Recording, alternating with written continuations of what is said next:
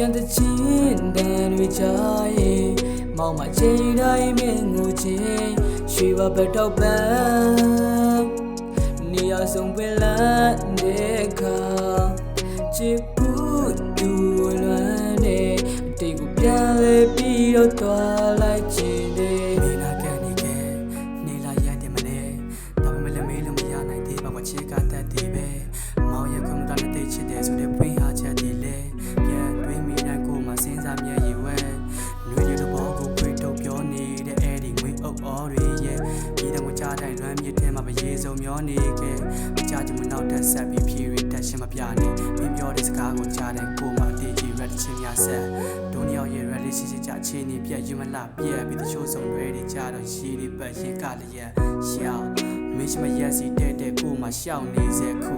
မင်းကလွေးရတခြားသူတွေဆိုတယောက်တလေလည်းမကြည့်ဘူးမတောက်တွေနဲ့တူကိုမြင်နိုင်ခေါင်းတွေမြဲဘူးမနေ့ကတကြမှာတူလျှောက်လေတော့မောက်အဖေလဲစုပြန်လာခဲ့ပါချစ်ရဲ့ကိုလာရဲ့မြောက်လေးနဲ့တူရောကြောင်မတယောက်ထဲမောင်ဟာငိုနေစေအိုးအိုးရေဒီကျူရဲ့လွန်တန်ဟာထပ်ပြီးတော့နာခြင်းအတားရေပပြန်း